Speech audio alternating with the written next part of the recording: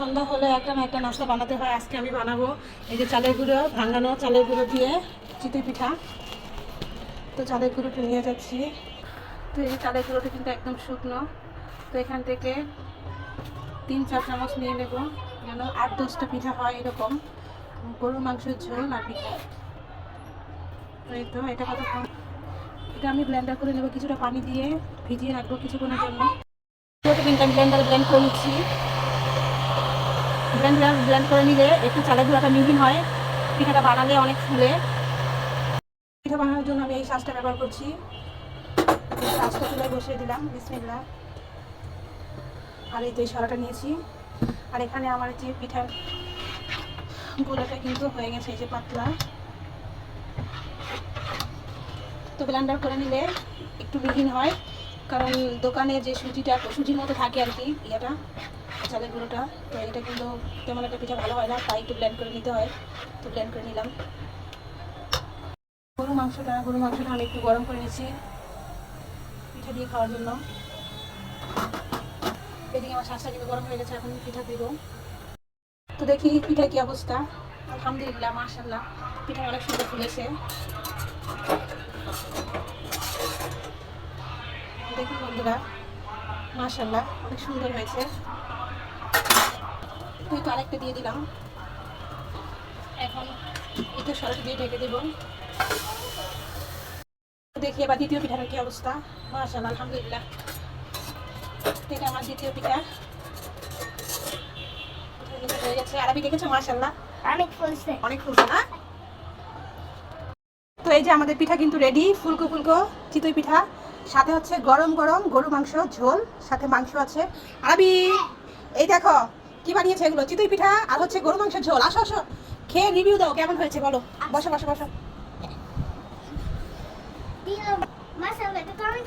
মাশাআল্লাহ অনেক ফুলেছে। হ্যাঁ আরবি, দেখো না, মাশাআল্লাহ অনেক সুন্দর হয়েছে, তাই না আরবি? এই দুইটা ফুলকো ফুলকো হয়েছে। একটা ফুল গা।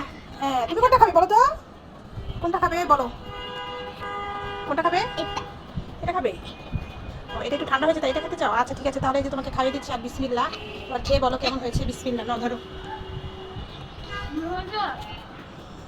মজা হয়েছে? ঠিক আছে, আজকে ভিডিও পর্যন্ত। আসসালামু আলাইকুম।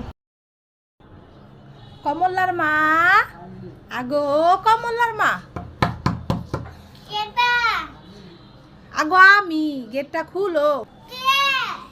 আগো আগে খুলো না, এরপরে তো দেখবা কে। আগো কমলার মা, কেমন আছো? ভালো আছো? তুমি কেমন আছো? ভালো আছো? আমি ভালো আছি, তুমি ভালো আছো? আগো কি করতাছো কমলারে কোলে লইয়া? ও, কমলারে লইয়া বইয়া রইছো। আগো হুনো, তোমার কাছে কি পান আছে? 2টা ফান দিবা? কি করবা? আগো 2টা ফান দাও না, ফান দিয়া মানুষে কি করে? ফান খামু? আমার কি দাঁতে ব্যথা গো। এই নাও পান। তুমি কালকে মজা আগো দাঁতে ফোকা হইছে, দাঁতে আবার কি আরে ব্যথা করে, হেইয়া বুঝো না। 2টা ফান দাও, আগে খাই এরপরে কথা কই। তোমাকে আগো আমার এমনি দিল হইব তো, বানায় তো দিবা। একটা ফান বানায় দাও আর একটা ফান দিয়া দাও, বাইজা ভাত খেয়ে এরপরে খামো, আর একটা হনে খামো আর কমল লাগে কথা কম। এই লও, কমলার লাগা 2টা আনছি, একটা কেক আনছি আর একটা চকলেট আনছি। লও, মাইয়া কই কে খালি হাতে যামো, দোকান ধারে আসিল, কই একটা কেক দাও আর একটা চকলেট দাও। খালা আমার জন্য মজা আনছো, খালা মজা আনছো। হ রে মা, ওই দোকানে ধারেতে 10 টাকায় দিয়ে একটা কেক আনছি আর 5 টাকায় দিয়ে একটা চকলেট লইছি।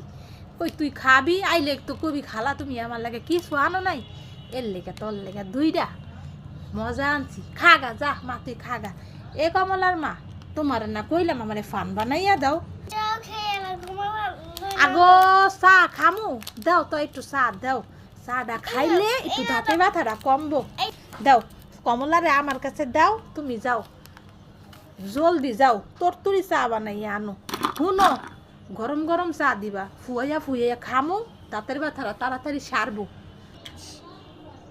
দাও চা হইছে দেহি। আগো চা এত মিষ্টি দিছো কি আরে? আমার ডায়াবেটিস আছে, তুমি কি জানো না গো?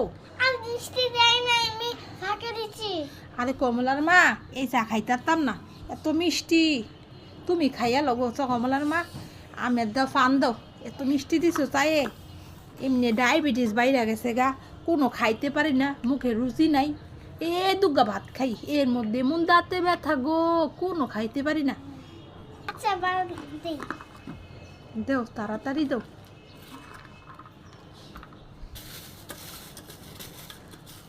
এরপরে শুনো তে কমলার বড় বই আইব না হোর বাইতে আগো কি বড় ফান দিছ গো আর তত্তুরি বানাও এ জর্দা বেশি দিও না জর্দা খাইলে মোর মাথা ঘুরে বুঝছো এই যে অল্প একটু জর্দা দিবা চলতে দিলে দাঁতে ব্যথা ভালো হবে জর্দা খাইলে দাঁতে ব্যথা কমবো তাই অল্প কুদুরা দিও আর বেশি দিও না তাইলে কিন্তু মুই মাথা ঘুরে তোমাকে ঘরে হুইয়া থাকুম বাইর যাইতে পারুম না বুঝছো হে মোর পোলা মাইয়া কানবো শুনো এখন কমলারে লইয়া কমলার বড় বই আইলে লইয়া মুখ বাড়ি যাইবা ঠিক আছে